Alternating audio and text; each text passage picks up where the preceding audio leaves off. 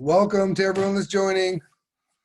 Thanks for joining us today with the NavalX kind of recruitment conversation. We just opened the channel, so I'm going to wait a few minutes, let the floodgates open, and let people kind of trickle in. So I'm going to go back on mute for a moment while we kind of let everybody join. Appreciate having you here. And if you're not aware, you can start asking questions in the Q&A section. So that in Zoom, there's a chat and a Q&A section. And we prefer questions to be asked in the Q&A section. That way we can answer them and everyone else can see those questions and answers as well.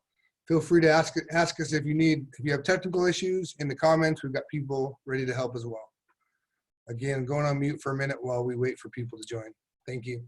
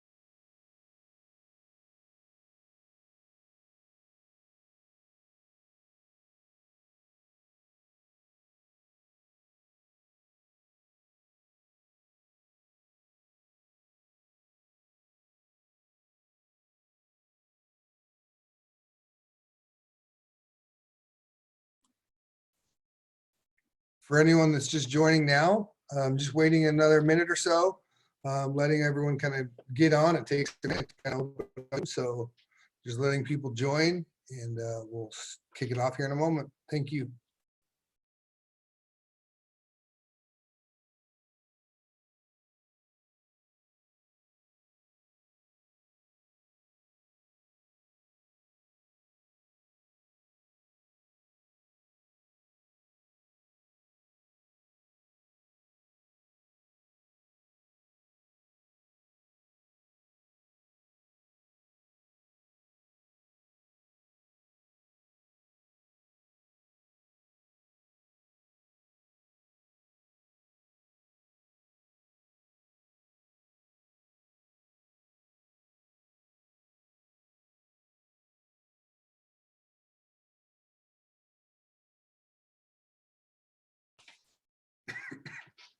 All right, what's going on, everybody? Some of you may know me. I'm the infamous Mohawk Matt. Some of you may know me by my real name, Matt Denny. If you don't, hello, nice to meet you. We are here today for the NavalX kind of recruitment. What is NavalX? Who are we? So today we're going to hear from our director, Frank Futcher, who's going to kind of tell us, or Captain Futcher from the Navy. He's going to tell you a little bit about what NavalX is and what our mission is. And then we'll hear from David Schiff, our deputy director, and he is going to talk about the kind of why we're here today is the recruitment side, kind of the talent that we're looking for, the kind of the people we look for on the team, and who we are and kind of who we make up. And then after that, it'll be about 15 minutes or so, and then we'll have a panel of many of the rotations, including myself, who are all on the team, the NavalX team. As many of you may or may not know, NavalX is made up of rotationals, which we'll go into more. So otherwise, we're really excited to have you all here. And a couple housekeeping things. If you're not aware, there is a Q&A, a questions and answers section in part of Zoom. Feel free to please ask all your questions there. We've got the teammates right now being able to answer them there. And then some of those questions will also repeat for the panel if they come up, so that people can hear those live as well. This session is being recorded, and we will distribute this recording once we're done here today. And also, if you do have anything else, if you got to jump off the line soon, or if you want to just ask us anything offline, please email us at agility@navy.mil or reach out to us through our website, and you can just Google NavalX, and it's the first one that comes up. So with that, I'm going to turn the time over to our director, Captain Frank Futcher. Sir, are you there?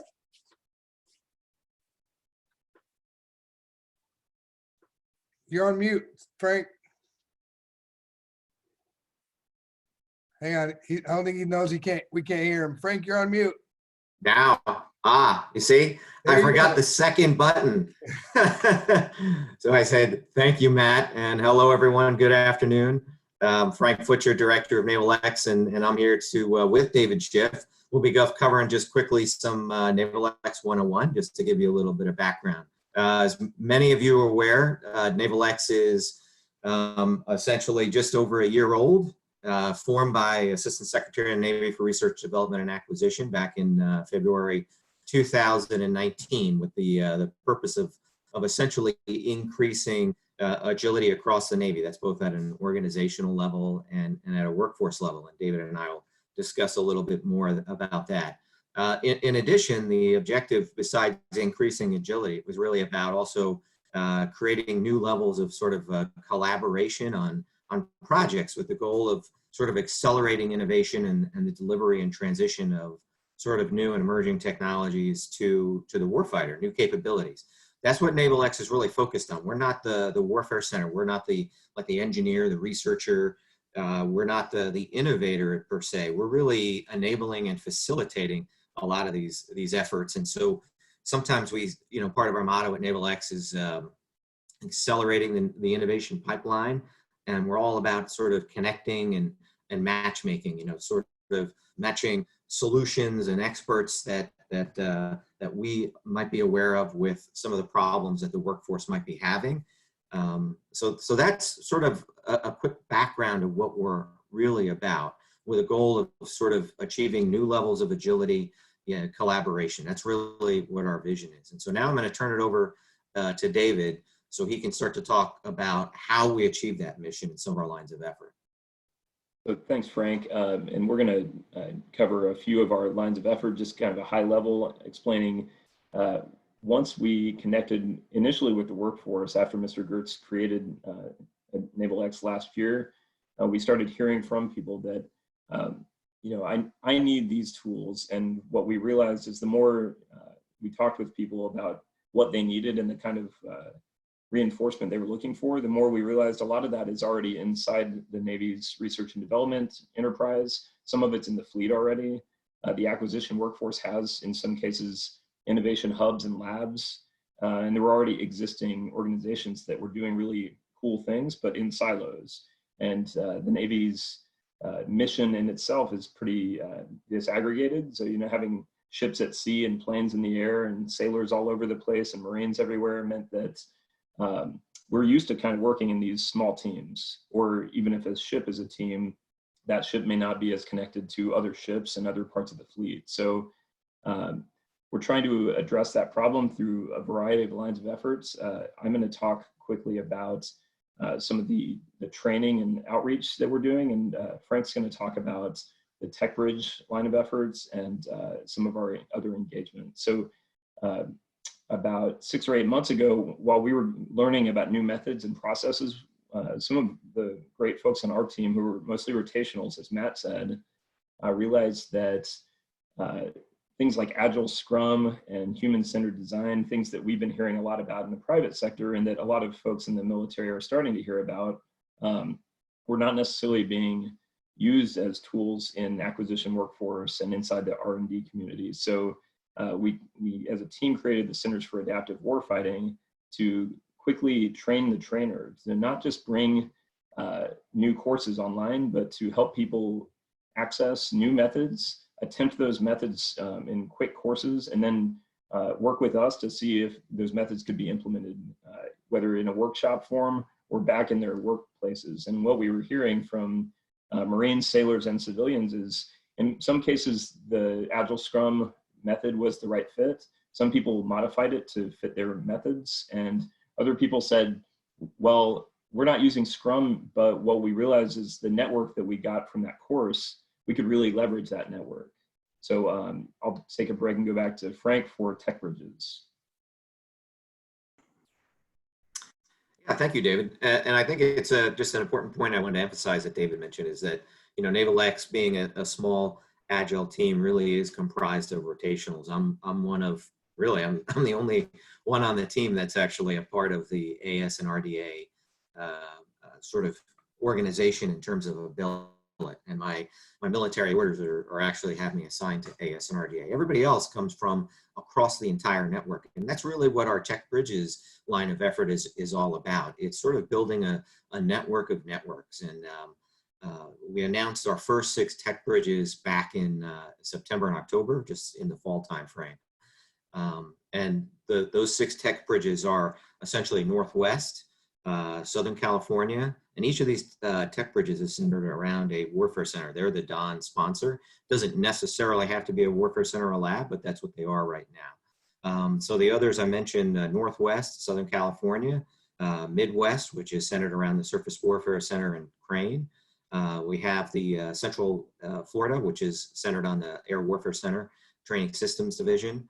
And then we have the Palmetto Tech Bridges in Charleston, centered around the Naval Information Warfare Center, there, Atlantic in Charleston. And then, of course, our 401 Tech Bridge up in New England, in Newport, centered on the Undersea Warfare Center up in Newport. So those are our first 6 announced Tech Bridges. There's more under development that will soon be announced here in the future. So those will continue to expand. And really the purpose of those Tech Bridges is really to create a platform for sort of collaboration with both traditional and non-traditional partners, specifically, as I mentioned at the start, to work on accelerating the transition of technologies into warfighter capabilities and to solve warfighter problems. And one of the ways in which we do that is a lot about what NavalX has in Alexandria in our headquarters. We are at an off, sort of like in a tech park, sort of a business park.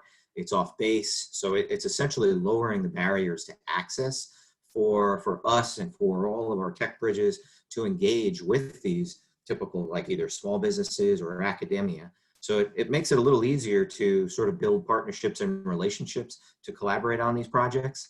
And then by doing so, again, you sort of expand your network of both partners and the sort of the innovation ecosystems that we're trying to connect with. And that's really what our Tech Bridges are very, very focused on. And again, key to this is sort of a network. Although NavalX is headquartered in Alexandria, Virginia, I mentioned that these are 6 places all around the country with more to come. So this will be a national network of Tech Bridges that we'll be able to reach out to a variety of people. So I'm going to pause there. I'm going to turn it back over to David to just wrap up a couple of other lines of effort that we have. And then we'll just close out and turn it over to the panelists who are rotationals, which is, I think, the important part of this discussion. Yes, definitely. Thanks, Frank. So thanks. So to cover pretty quickly through a few other lines of effort, and some of these are in the, if you're asking us for what are the positions available, and I'll go through those quickly later. We're looking for people to support all of our lines of effort in different ways, but we have a digital line of effort that really is looking into what's the art of the possible, working with Don CIO and Digital Warfare Office and the DISC team and N2 and 6 and 10th Fleet. We have our engagements platform, which Matt Denny, Mohawk Matt, is running, and I think he's doing an amazing job of connecting not only with senior leaders to give you insights from them, but also connecting with people at the warfare centers, shipyards, labs, systems commands, to make sure that we have really a better awareness of what's everyone else working on.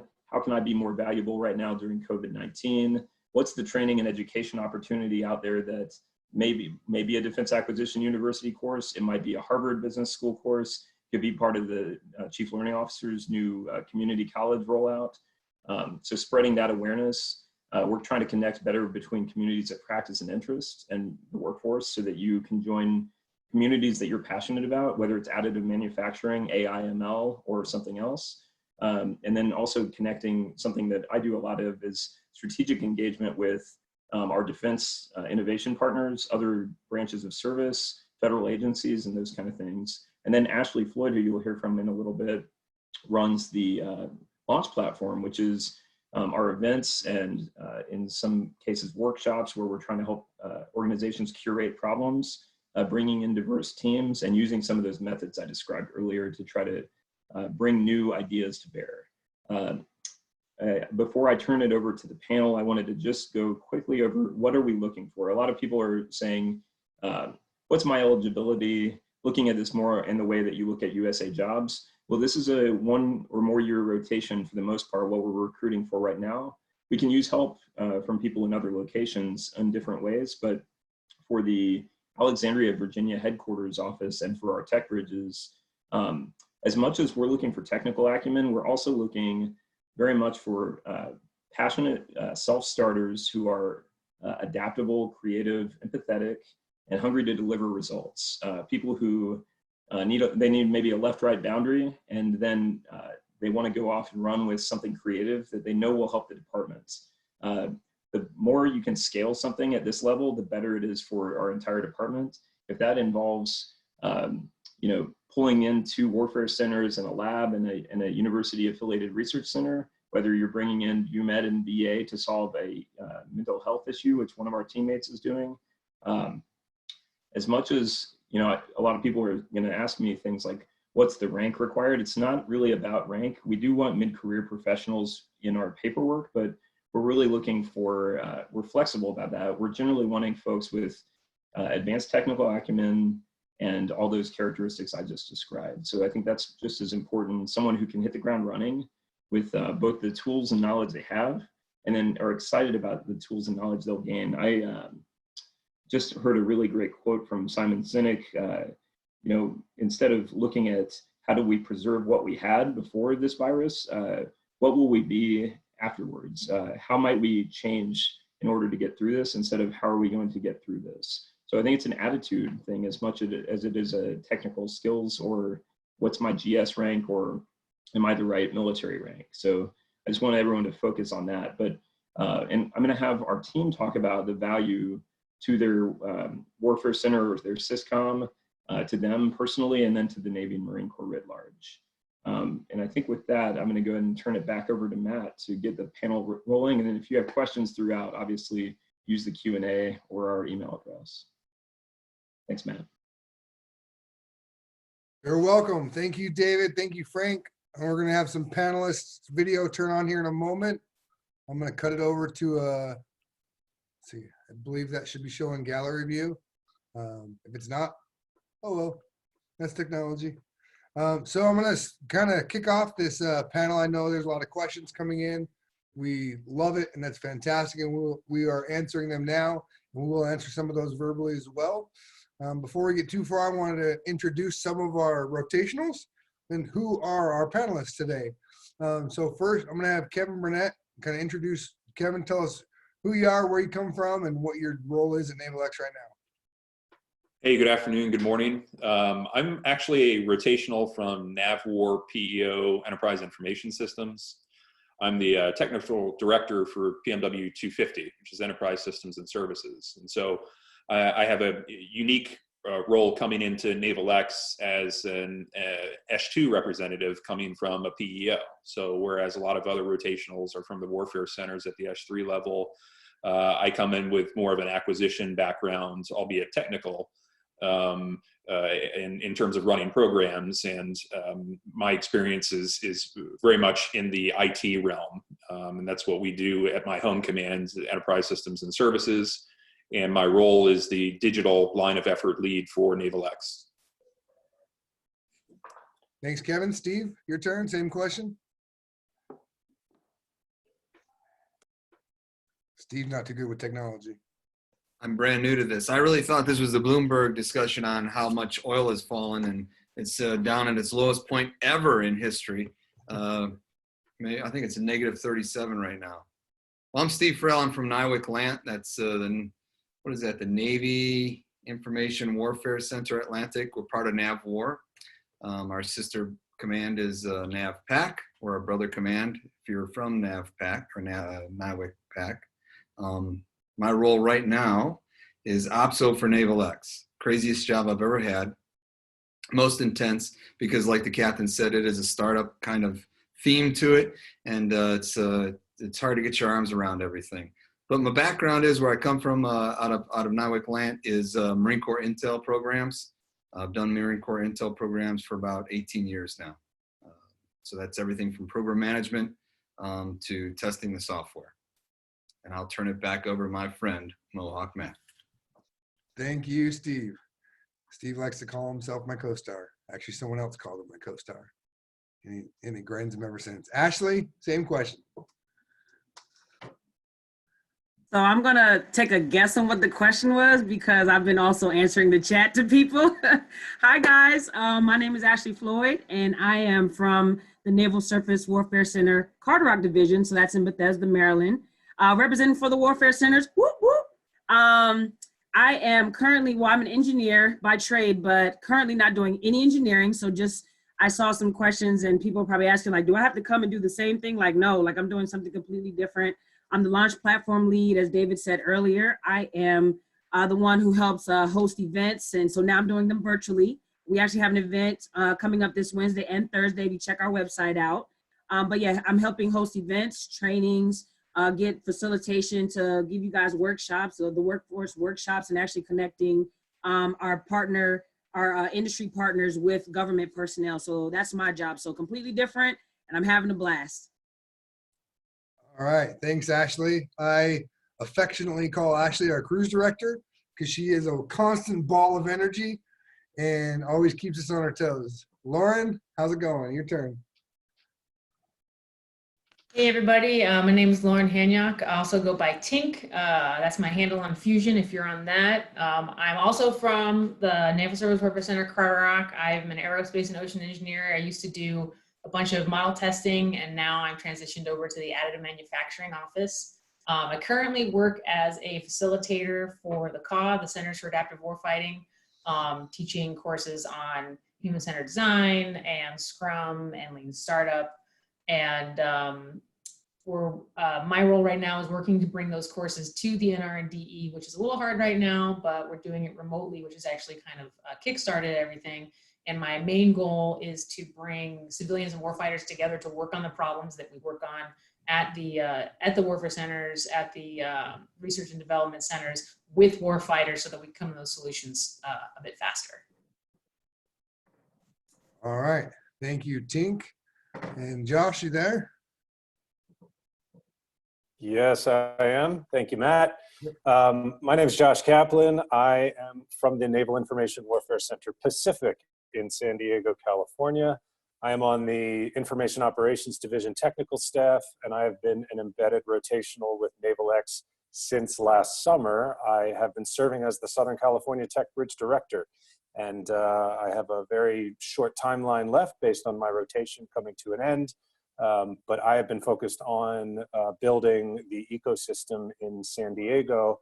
As our director Frank mentioned earlier, we're trying to really enhance the connections we make with non-traditional partners in particular, small businesses, startup industry, academic partners, even private capital markets in order to more innovatively address getting capabilities into the hands of our sailors and Marines. All right, thank you, Josh. Much appreciated. And Chubbs, you on the line?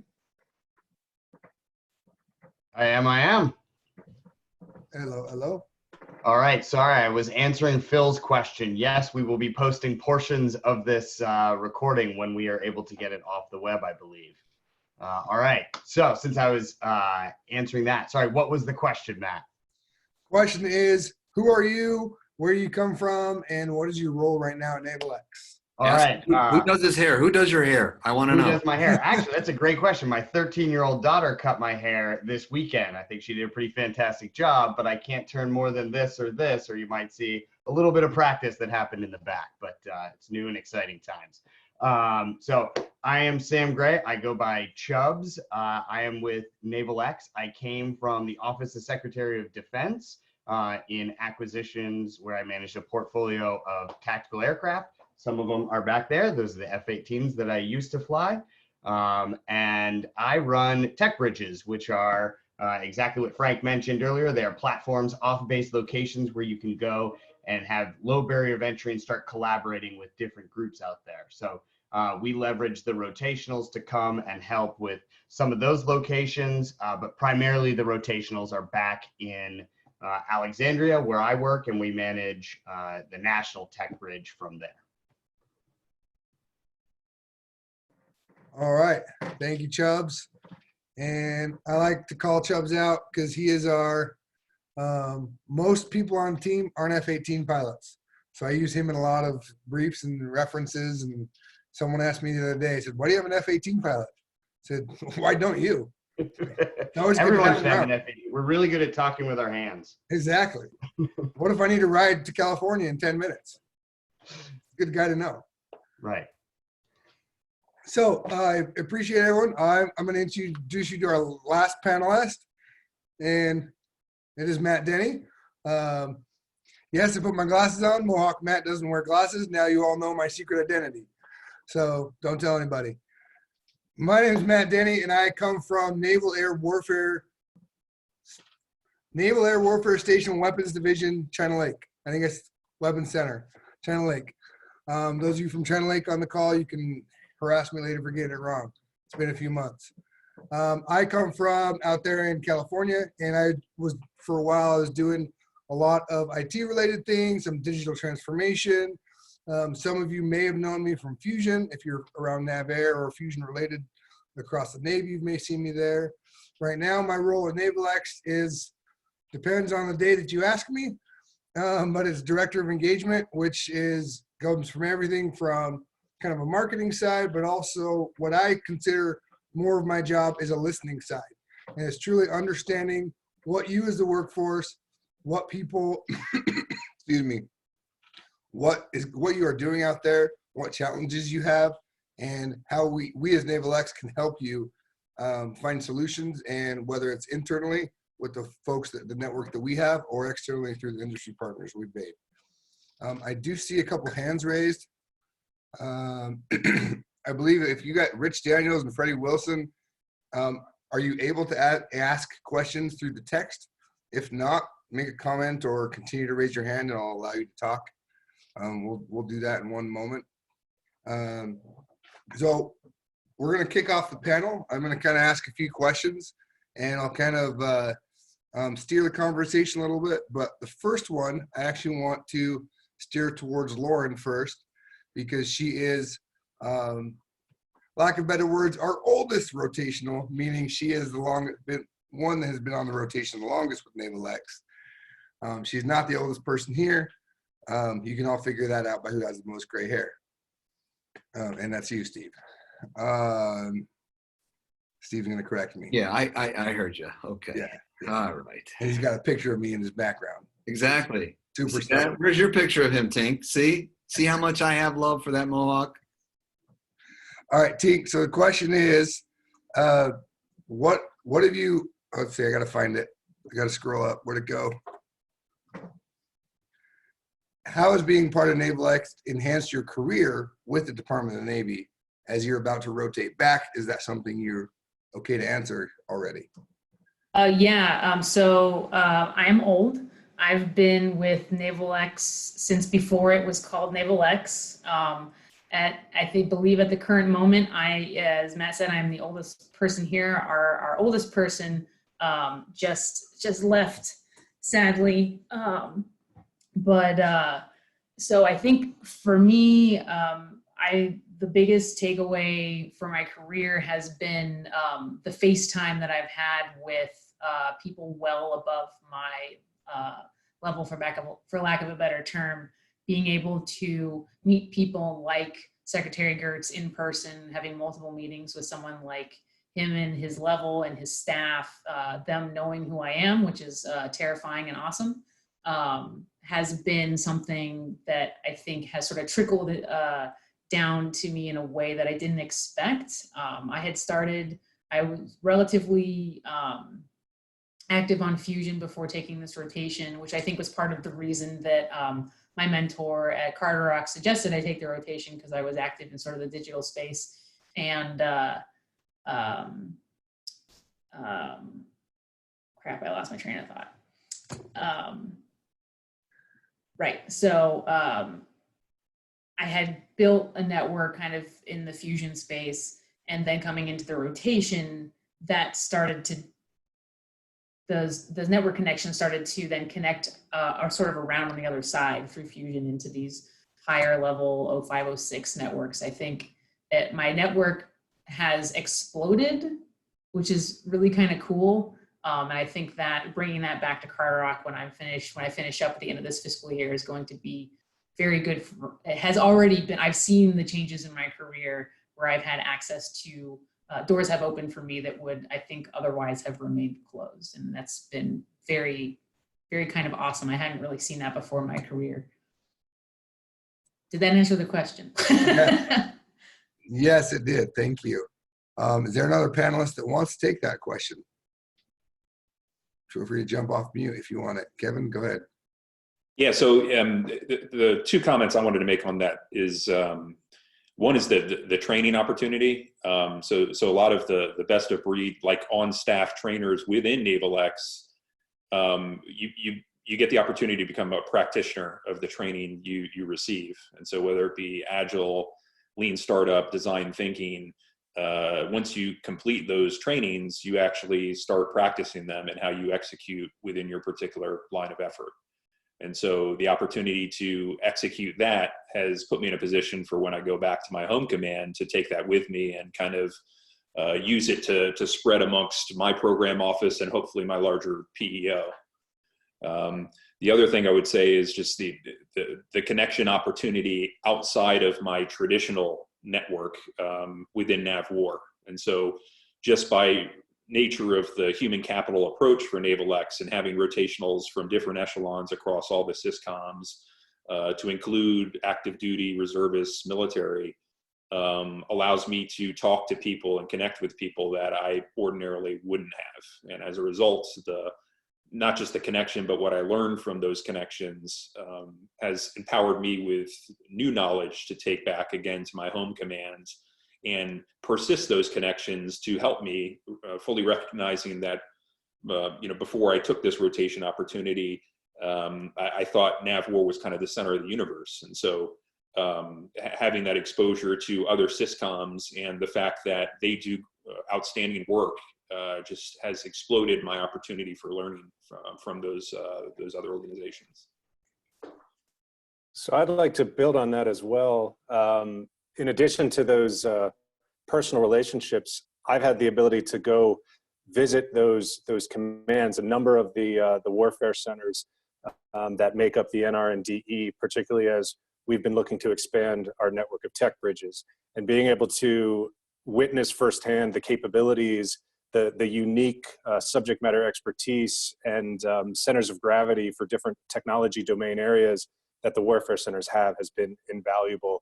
And it will help in, when I go back to my engineering job within NIWC PAC, as we craft proposals and look to develop new capabilities, we can do that from a cross warfare center, cross lab standpoint and not stay within our singular swim lane. We can focus on a kind of best of breed, holistic capability to deliver solutions to the fleet. And that's what I think is the most powerful thing of NavalX as a whole.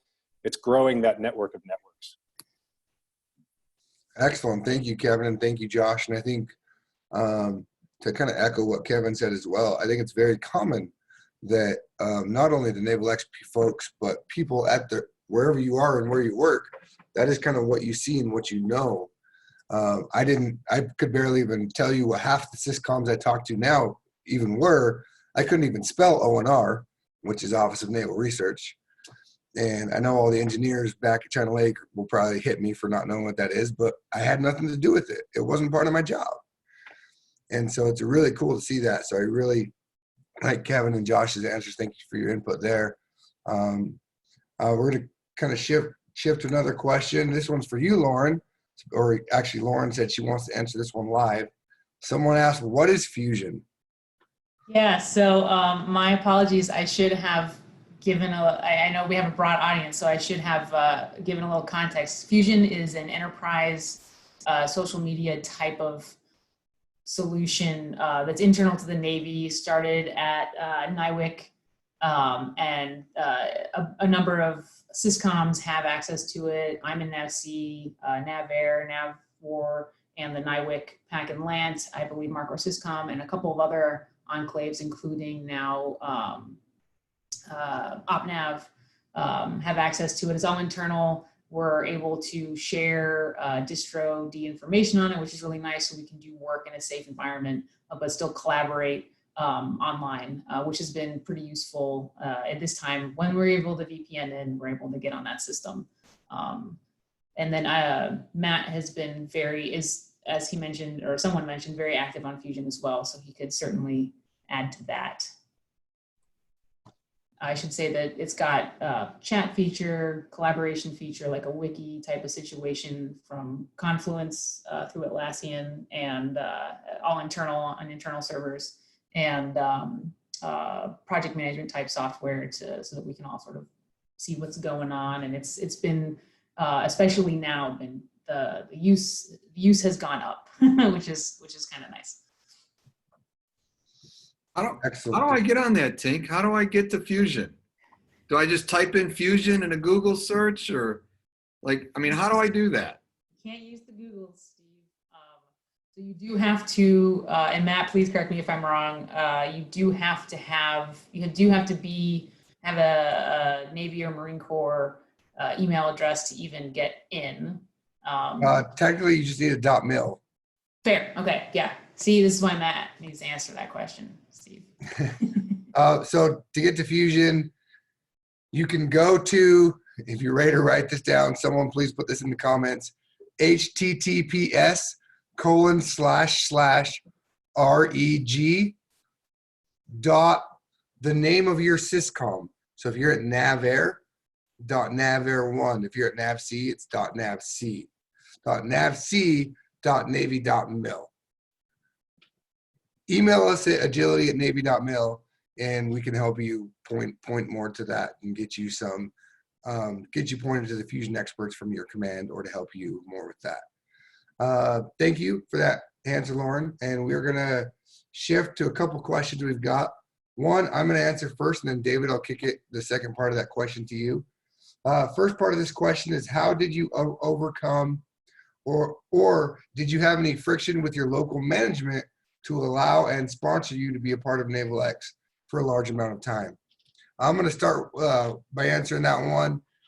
My direct support team was on board and thought it was a fantastic idea. Because NavalX does things a little bit differently than everyone else, the other parts of my command were a little confused because it didn't go through the official, hey, you must apply for rotation and this kind of process.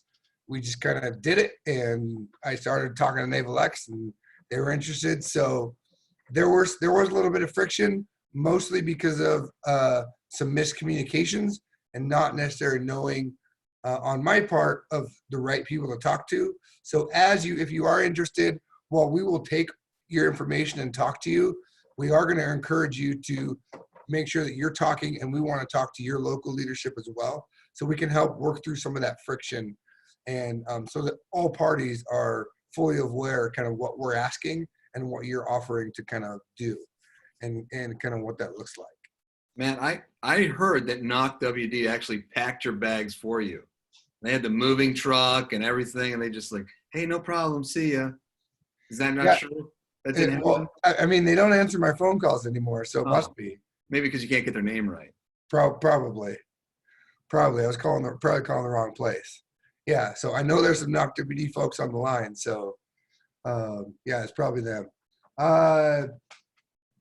David, the second part of this question I'm going to have you start with is, what is the value proposition to the local command and overcome the what's in it for me mindset? Yeah, it's a great question, Tino. Thanks for that one. Tino Gaitan at NavC asked that. So the value proposition for your command and what's in it for them is that they send someone who has maybe a pretty solid technical skill set in systems engineering or financial management or contract management or some other background, logistics. They come to NavalX and they're able to, in different ways, apply some of those skills, maybe some program management skills, expand skill sets, learning some of the things that our team teaches a lot of, Scrum and human-centered design, kind of working in an agile way with other organizations, bringing in diverse teams and helping them work through problems. They will come back to their command or go to another command and actually have what Ashley described and I think Lauren described, which is like a much bigger network. Like Matt and Steve described, like I actually understand way more about this department than I ever did before. creative solutions they never would have heard of before. We also deal with the agility awards for the department, and even seeing those come in means that we have access to what are the most innovative things happening. I mean, we have a great public affairs organization in the Navy and Marine Corps, but we are hearing about really cutting edge stuff happening not only in the Navy and Marine Corps, but in our other DoD partners and other federal partners. So then when you go back to your organization, you have that network, that awareness, those new skills, and you're going to be even hungrier than ever to help make the department a 21st century fighting force. Yes, thank you, David. And I don't know if he was planning to be on this panel, but I actually have a question I want to ask our director, Frank. Frank, if you're still there, you turning your video on and let me know you're ready to go. There he is. So the question is, how does NavalX measure success? Yeah, great question. We do that in a variety of ways, and I think there were a couple questions related to that. You know, the newness of our organization, you know, makes it such that we're still sort of developing those. I think ultimately, though, the measure of success will be if we focus a lot on the collaborations and the engagements that we make, both with the workforce and trying to connect better with industry and non-traditional partners. The outcomes can be measured in many ways through, for example, the results, i.e. if we're trying to accelerate the transition of emerging technologies, that might result in an OTA, that might result in a contract, that might result in a tech demonstration. So it's sort of through those connection points and our connections with industry that we'll be able to count both the connections and then how that results in outcomes, which hopefully might be contracts. And then you'll start to see projects transitioned into programs of record. So ultimately, you know, with time, we'd see how this pipeline of technologies transitioning to the warfighter, and we'll see those results actually in the fleet, meaning technology and capabilities in warfighters' hands. That's just going to take a little bit of time, though, to achieve. So that's just, I would say, one aspect of how we're going to measure success. Excellent. Thank you, sir. We appreciate that. If I could add to that, Yeah. Matt, we're also taking a very digital approach to measuring success as well.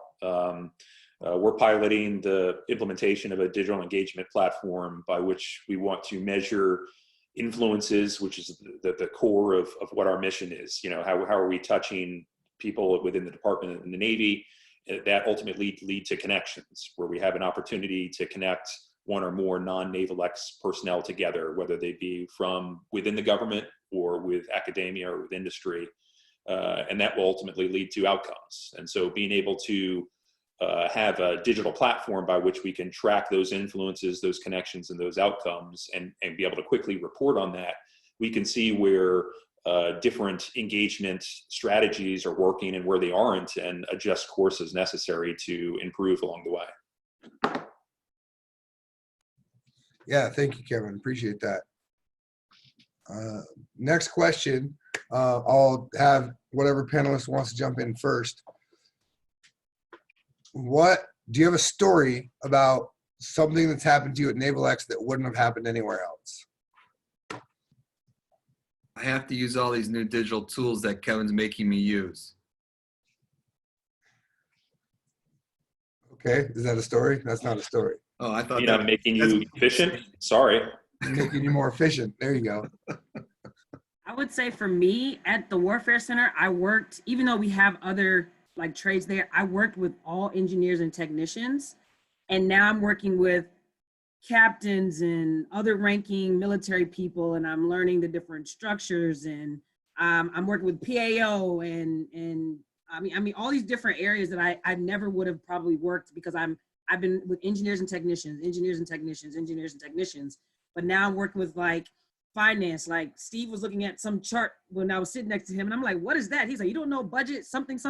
I'm like, no, I don't. I've never seen this. And I never had any exposure, but like I'm getting exposure from these people. We're usually in a room together. I'm overhearing conversations that I would have never heard staying in my technical field. So that's one thing I don't think I would have gotten if I wasn't at NavalX. I've got one I'd like to add. Yeah, please. My first day at the NavalX office in Alexandria, Virginia, starting my rotation, I had the opportunity to sit down with Captain Margolick, a Marine Corps captain who's the director of our Center for Adaptive Warfighting. We're having a great conversation. He's sitting in front of me and he's drinking a beer. It's 9 a.m. and he's got a nice full-bodied porter in front of him. And I got the nerve eventually after about a half hour to ask him, is it a little early for a beer? And he tells me that they have cold brew coffee on tap. So here I am thinking John Margolick is pounding a beer at 9 a.m. when in fact it was cold brew coffee. So fear alleviated. I've got one that I had a very humbling experience with the call. We get to go, we started to teach these courses down in Camp Lejeune, Camp Johnson area. And the first half of one of these, so we were teaching a warfighter-centered design class, which is a military take on design thinking, human-centered design, which if you're not familiar with that is taking ideas and visually moving them around so that you can come to a conclusion or a solution or just seeing trends. And using a lot of sticky notes, which I clearly have in my office because I work at NavalX, in my home office. So on day one, we work with Marines who've had experience. They manage other Marines, and we go through sort of train the trainer situation. And in day two, they brought in a number of MAT Marines, which I didn't know that meant Marines awaiting training. So they're all very, very young, right out of boot camp. You know, they just come out. Most of them had come just out of high school. Some of them are a little older than that, but none of them are really any older than early 20s. At the very end, we go in there, no rank, first names only. We gave them a safe space. And as an aside, this also works with older adults as well, doing day two as a facilitation opportunity for the new train the trainers. But in this particular one, we were doing MAT Marines, which was kind of cool for me to see. I work at a warfare center. I've never been around that many uniformed personnel at any time in my entire life. And it was a very humbling experience, not only to be around people who decided that they wanted to give their life to service. I mean, they wanted to work in service of the country at such a young age for a multitude of reasons, but also the ideas that they were able to come up with based on the teaching of these newly minted trainers who were able to take that information, convey the concepts and the methods to these young kids. There are some of them are adults, and be able to get some really unique solutions out of them. But the part that humbled me the most was that I came to the realization that these young adults were going to be on the ships that I'm testing now, because a lot of the work I do is kind of future, the work that I was doing was future ships that were going to be in service, a decade or whatever from now. And these young adults were going to be on those things that I was working on. And so I was kind of looking at the people who were going to be touching the thing that I'm working on. That humbled me significantly. And at the end of the day, you did a rank reveal, and they all get to guess what your rank is. And interestingly, I was not guessed as a civilian, which I thought was funny. I think I cannot remember what rank I ended up at, but I think I got to I don't remember. It'll come to me at the end of this webinar. I believe the rank was very old rank. It wasn't very old. Anyway, so we introduced ourselves, what our rank was for me, a civilian. And I told them, I said, you humble me because I'm working on things for you. So thank you so much for being here, for opting to go into the military, for, doing the thing for America. And the first thing that they all did was thank me for working on the thing that they're going to be using. And I was just like, I'm not crying, you're crying. Like, that was the kind of emotional response that I got from that. It was extremely humbling. And these young kids coming right out of school, right out of boot camp, they just they're, love for America, like they want to do the right thing and they really enjoy the class. And then just all through the thing, like they surprise me at every turn. So I thought that I would never have had that experience had I not been able to do this rotation. Excellent. Thank you, Tink. Much appreciated. It's a great story. We got a good amount of questions in the queue. So we're going to kind of burn through some of them. And if we don't get to any questions for some reason today, we'll continue and we'll make sure that this is posted and recorded and we get you guys all the answers that you're asking for. One question next is, comment, appreciate all the fantastic work you're doing at NavalX. Cool, thanks, man. We're doing it for you. What preliminary information should potential candidates provide, like a resume, fit reps, evaluations, appraisals, endorsement, etc.? So the biggest thing at first is reach out to us at agility@navy.mil or apply at our website by Googling NavalX to the rotational section or the recruitment section. We'll kind of work with you from there. A resume will most likely come up. If you have endorsements, fantastic. Like all the things that you asked in your question, yeah, we'll take those too. But don't wait for those. Don't wait, like worry about gathering all of those and then reach out to us. Reach out to us and we'll work through it with you just so we can start having those conversations and we'll tell you what we need when we need it. Next question is, let's see where to go. So we're going to talk about a few of the logistics things, and one of the questions that started that was, if you're selected for rotation and you have to move or relocate, who pays for that? Do you have to do that? I'll start by saying before 5 weeks ago, we probably would have said, yes, you probably have to relocate.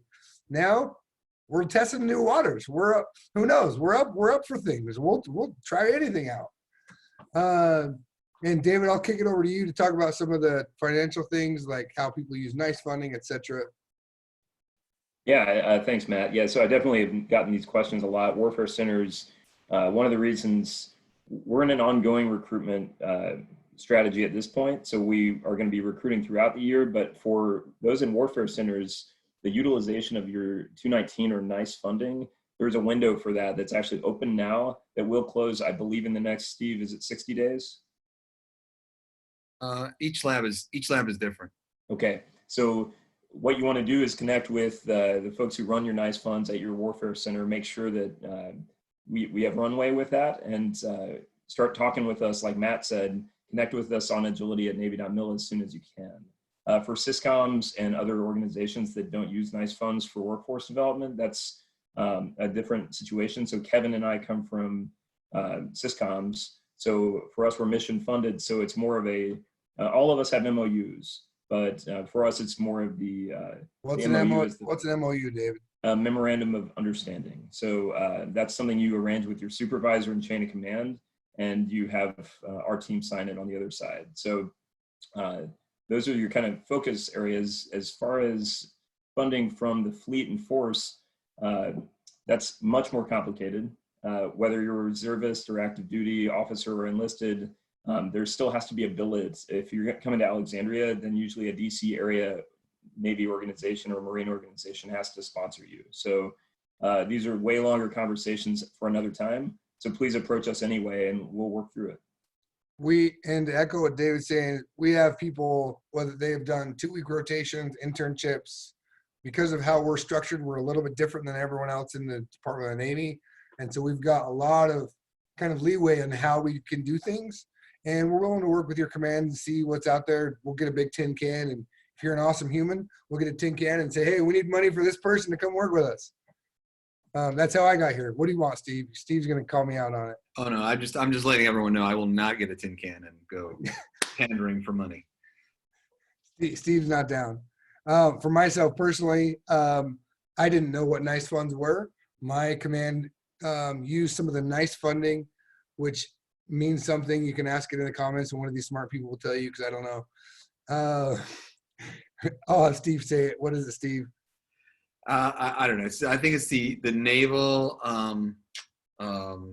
Innovation, Science and Engineering Funds, 219 out of the National Defense Act from 2000. 8, I believe it was. Not sure.